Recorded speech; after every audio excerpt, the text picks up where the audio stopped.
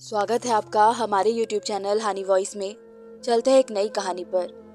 देवर हर रात नौकरानी की मसाज करता। नौकरानी कमरे से निकलती तो लंबी अंगड़ाइयाँ लेती और काम पर लग जाती। मैं सोच सोच कर हैरान होती।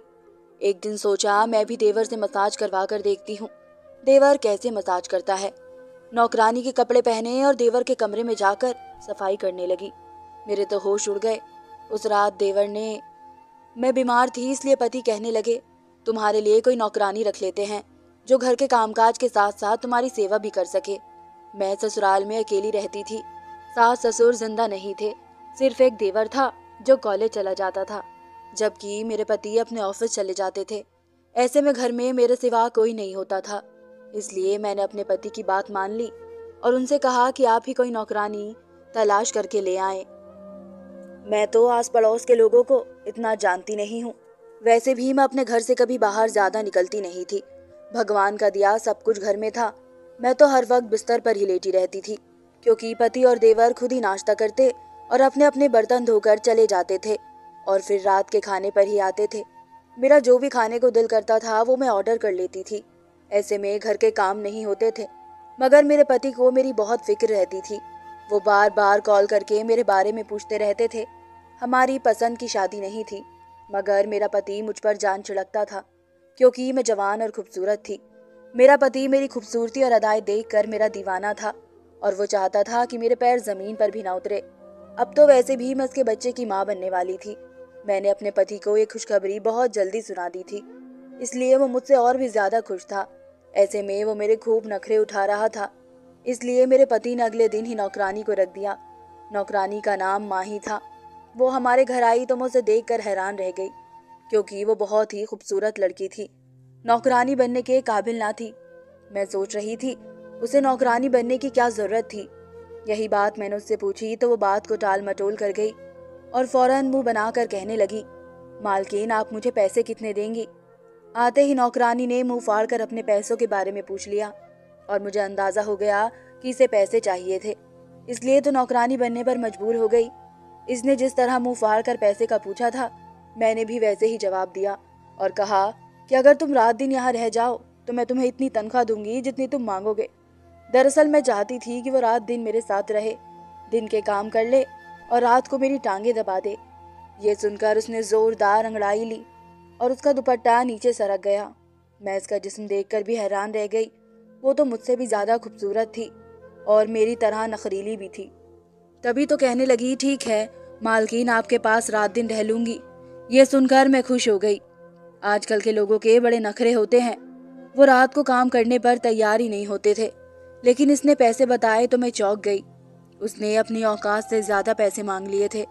मैं इनकार करने लगी थी, क्योंकि इतने पैसे शायद मेरा पति देने पर तैयार ना होता। लेकिन फिर मैंने ये सोच कर रख लिया कि रात को जब मेरा पति अच्छे मूड में होगा मैं इससे ये बात मनवा लूंगी। मुझे यकीन था कि वो मेरी बात मान लेंगे, क्योंकि मुझ में उनकी जान बसती थी। इसलिए मैंने नौकरानी से कहा, ठीक है इतने पैसे दे दूंगी, मगर तुम्हें काम तो सारे आते हैं ना। मेरी बात सुनकर उसने सर से दुपट्टा हटाया और सर खुजाने लगी। मैंने उसके बालों की तरफ देखा। उसकी चोटी इतनी लंबी थी कि मेरे होश उड़ गए। इसके बालों से इतनी अच्छी खुशबू आ रही थी कि मैं मदहोश होने लगी। मैं घर के सारे काम करना जानती हूँ और खाना तो ऐसा बनाती हूँ कि आप उंगलियां चाटती रह जाएंगी। ये सुनकर मैंने अपने दिल में कहा, कमबख्त इतनी खूबसूरत भी है और काम भी सारा आता है। खैर वो तो बाद में पता चलेगा। इसलिए मैंने इसे फौरन रख लिया और जल्दी से 3-4 काम बता दिए और मैं अपने कमरे में आराम से लेटकर नाटक देखने लगी। ये नाटक मेरा फेवरेट था, इसलिए मैं इसमें इतनी मग्न हो गई कि पता ही नहीं चला और शाम हो गई। मैंने टाइम देखा तो याद आया कि मेरे पति ऑफिस से आने वाले होंगे। मैं फौरन वॉशरूम गई, नहाई और तैयार हो गई। मैंने नया सूट पहना, बाल बनाए और बाहर आ गई। अभी मेरे पति नहीं आए थे, मगर देवर घर आ चुका था। मैं किचन में गई तो हक्का बक्का रह गई। नौकरानी मुझसे भी ज्यादा खूबसूरत लग रही थी और पकौड़े बना रही थी। मेरा देवर चाय पी रहा था। मैंने देवर से कहा, ये हमारी नई नौकरानी है, आज हमारे साथ दिन रात रहेगी। मेरे देवर ने सर हिलाया और पकौड़े खाने लगा। शायद उसे नौकरानी से ज्यादा पकौड़ों में दिलचस्पी थी। मैंने देखा कि नौकरानी किचन में मालकिन की तरह भाग भाग कर काम कर रही थी। ये मुझसे बर्दाश्त नहीं हुआ तो मैंने उसे घूर कर कहा, चाय के साथ पकौड़े बनाने को किसने कहा था? ये सुनकर नौकरानी ने मेरी तरफ चेहरा किया और कहने लगी, मेरा अपना दिल चाह रहा था कि शाम की चाय के साथ कुछ चटपटा हो जाए, इसलिए मैंने बना लिए। अगर आपको नहीं पसंद है तो अपनी पसंद बता दीजिए, मैं आपको वही बना दूंगी। मैं अभी कुछ कहने वाली थी कि पीछे से मेरे पति आ गए और मेरे कंधे पर बाजू रखकर कहने लगे, मेरी प्यारी बीवी को पकौड़े से प्यार है। यह सुनकर मैंने उसे घूरा, आज तुम किचन में कैसे आ गए? यह सुनकर मेरे पति कहने लगे, मैं तुम्हें ढूंढते हुए किचन में आया था, मगर किचन से इतनी अच्छी खुशबू आ रही थी कि मैं सीधा यहाँ चला आया। ये कहकर मेरे पति ने एक पकौड़ा अपने मुंह में डाल दिया और उसे खाने लगे। मैंने उसे फौरन रोक दिया, अरे तुमने हाथ तो धोए नहीं। ये सुनकर उसे भी एहसास हुआ और हम दोनों किचन से बाहर चले गए। रात हुई तो मैंने अपने पति से कहा कि आज बाहर खाना खाते हैं। यह सुनकर वो कहने लगे, यार आज तो नई नौकरानी रखी है, इसके हाथ का कुछ अच्छा खाने दो, कल बाहर खाना खा लेंगे। यह सुनकर मेरा मूड खराब हो गया और मैं उससे नाराज हो गई। मैंने कहा, लगता है नई नौकरानी आपको कुछ ज्यादा ही पसंद आ गई है। यह सुनकर मेरे पति ने अपने कानों को हाथ लगाया और मुझसे माफी मांगते हुए कहने लगे, यार मैं तो ऐसे ही बात कर रहा था, वो बेचारी खाना बना चुकी होगी, वो भी बेकार जाएगा। पति ने सफाई दी तो मैंने आगे बढ़कर इसका कान पकड़ लिया और उससे कहा, अच्छा वो आते ही बेचारी हो गई, इसका इतना ख्याल है, और मैं जो तुम्हारे बच्चे की माँ बनने वाली हूँ, इसकी कोई फिक्र नहीं है। मैं नाराज होकर उनसे दूर जा बैठी। मेरे पति की तो जान पर बनाई थी। वो मेरे पास आए और कहने लगे, मूड खराब मत करो, अभी खाना खाने चलते हैं और वापस आते हुए तुम्हें आइसक्रीम भी खिलाऊंगा। यह सुनकर मैं हंस दी और हम खाना खाने चले गए।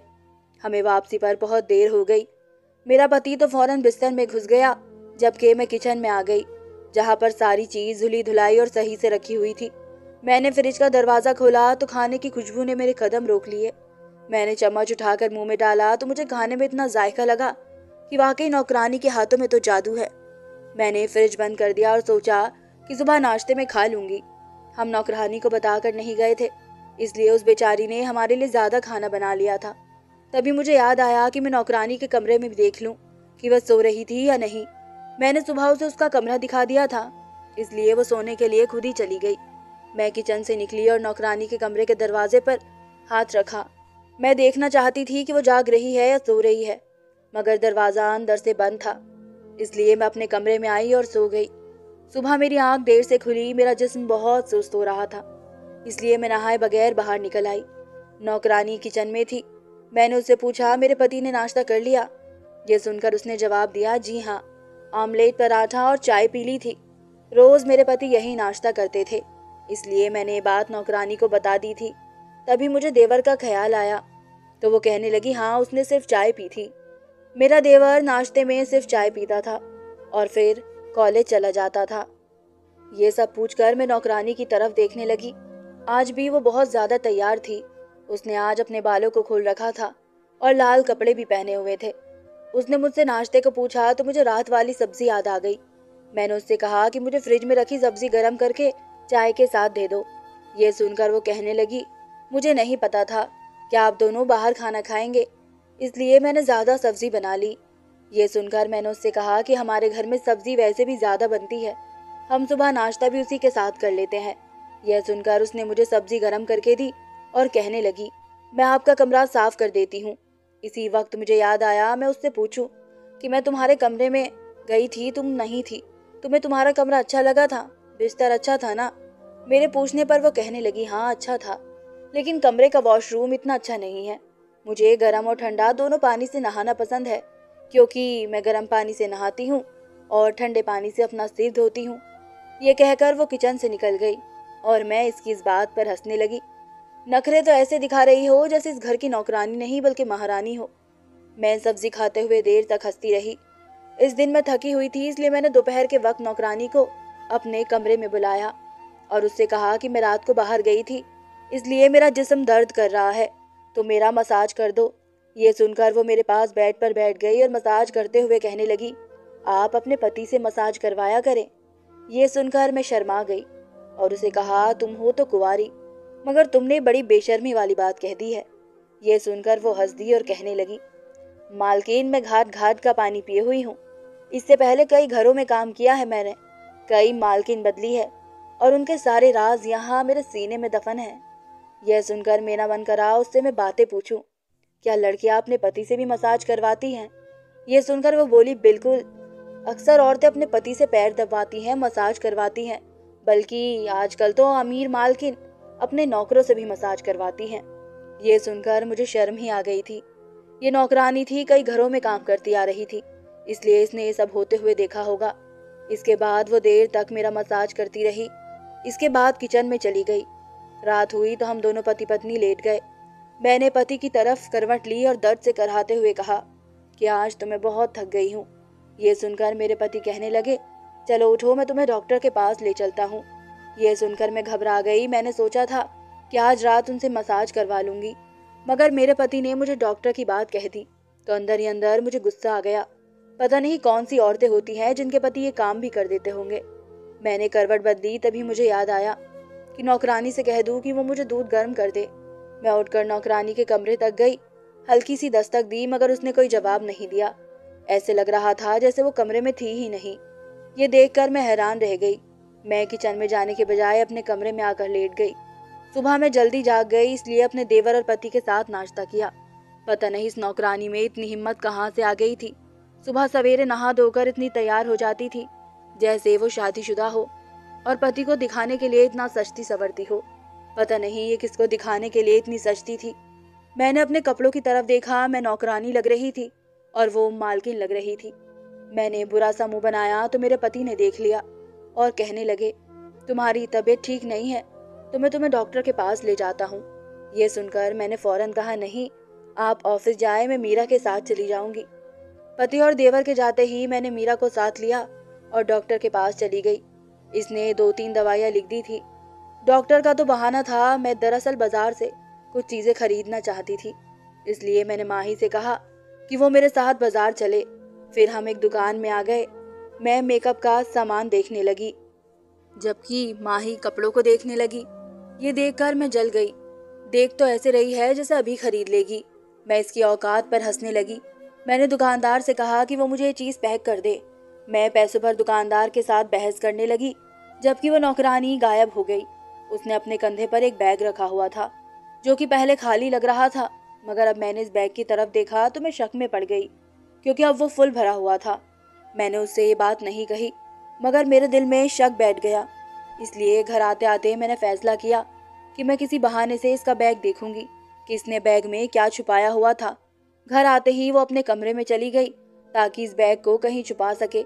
इसलिए मैं भी इसके पीछे आ गई और बहाने से कहा कि मेरी तबीयत फिर से खराब हो रही है, तुम किचन से पानी ले आओ, मैं दवाई अभी खा लेती हूँ। ये देखकर वो घबरा गई, बैग अपने बेड पर रखा और किचन की तरफ चली गई। मैंने उसके जाते ही बैग देखा तो मेरी आंखें फटी की फटी रह गई, क्योंकि सामने ही लाल रंग का लहंगा बैग के अंदर से दिख रहा था। ये लहंगा कम से कम 20,000 का था। इस मामूली सी नौकरानी के पास 20,000 कहाँ से आए, जो उसने इतना कीमती लहंगा खरीद लिया। मैं हैरान परेशान इस लहंगे को देख रही थी। नौकरानी पानी लेकर आई तो मैंने झटपट बैग को बंद कर दिया और पानी पीकर अपने कमरे में आ गई। तभी मुझे ख्याल आया और मेरा खून खौल गया, कहीं इस कमबख्त ने ये लहंगा वहां से चोरी तो नहीं कर लिया। यह सोचकर मैंने अपने कानों को हाथ लगाया और खुद से कहा कि आइंदा से मैं इसके साथ कहीं नहीं जाऊंगी। ये नौकरानी तो अपने साथ साथ मुझे भी फंसवाएगी। दिन भर मुझे इस बात पर गुस्सा आता रहा। रात हुई तो मैंने सोचा कि ये बात अपने पति को बता दूंगी, लेकिन मैंने सोचा कि अगर उन्हें ये बात बता दी तो वो कहेंगे कि इस चोर नौकरानी को फौरन घर से निकाल दो। लेकिन इतनी जल्दी मुझे कोई दूसरी नौकरानी कहाँ से मिलेगी, ये सोचकर मैंने उन्हें नहीं बताया। वैसे भी आज मेरे पति के सर में दर्द था, इसलिए उन्होंने मुझे कहा कि मेरे लिए चाय बना लो। ये सुनकर मैं किचन में जाने लगी। तभी मैंने सोचा कि नौकरानी से कह दूं कि वो चाय बना दे। इसके दरवाजे पर दस्तक दी। दरवाज़ा अंदर से लॉक था और इतनी दस्तक सुनकर भी उसने दरवाज़ा नहीं खोला था, तो मैं मजबूर होकर खुद किचन में गई और चाय बना कर ले आई। चाय बनाने के बाद मेरे पति जल्दी सो गए, लेकिन मुझे नींद नहीं आ रही थी। मैं डॉक्टर की दवाई इस्तेमाल कर रही थी, इसलिए रात को मैं बहुत परेशान हुई। बार बार उठकर वॉशरूम जाना पड़ा। आधी रात के वक्त मेरी आंख खुली तो मैंने अपनी खिड़की से किसी को बाहर सहन में देखा। मैंने ध्यान दिया तो हैरान रह गई, क्योंकि वो मेरी नौकरानी थी और वो दुल्हन के रूप में थी। उसने वही लहंगा पहना हुआ था जो उसने सुबह चुराया था। ये देखकर मुझे डर लगने लगा। पता नहीं ये नौकरानी थी या कोई चुड़ैल। मैं तो डर के मारे सो गई। सुबह किचन में नाश्ता करने गई तो नौकरानी पूछने लगी, आज आप बहुत थकी थकी लग रही हैं, सब ठीक तो है? यह सुनकर मुझे रात वाला किस्सा याद आ गया। मैंने उसे बताया कि मैं ठीक हूँ। वो बेफिक्र होकर बर्तन धोने लगी। तभी मैंने उससे पूछा, तुम पर कोई जिन भूत तो नहीं आते? मेरी बात सुनकर वो हंसने लगी। मैं किसी को चिपकने नहीं देती, और वैसे भी जिन भूत चुड़ैल तो मुझे देखकर ही भाग जाते हैं। यह सुनकर मैं सोचने लगी कि फिर वो कौन थी। मुझे इस नौकरानी पर शक था, इसलिए रात हुई तो मैंने फैसला किया आज रात ये देख कर रहूंगी कि मेरी नौकरानी रात को अपने कमरे में होती भी है या नहीं। ये जानने के लिए मैंने शाम होते ही उसके कमरे की खिड़की खोल दी और उसके ऊपर पर्दा डाल दिया ताकि उसे शक ना हो। रात हुई तो मैं अपने कमरे से निकली और नौकरानी के कमरे की खिड़की से अंदर कूद गई। कमरे में अंधेरा था। मैंने जैसे ही लाइट जलाई मैं हैरान रह गई, क्योंकि बिस्तर ऐसे पड़ा था जैसे उस पर कोई भी इंसान सोया तक ना हो। बिस्तर पर कोई सिलवट तक नहीं थी। बिस्तर पर अब तक वही चादर बिछी हुई थी जो मैं बिछा कर गई थी। इसका मतलब था कि एक रात भी अपने बिस्तर पर नहीं सोई थी। इसलिए तो मैं जब भी इसके कमरे में आई, इसने अंदर से मुझे कोई जवाब नहीं दिया। अब मैं शक में पड़ गई। ये अपने कमरे में नहीं सोती तो कहाँ और किसके साथ सोती है? ये बात जानने के लिए मैंने घर के तमाम कमरों की चाबियां उठाई और घर के तमाम कमरों को एक एक करके चेक करने लगी।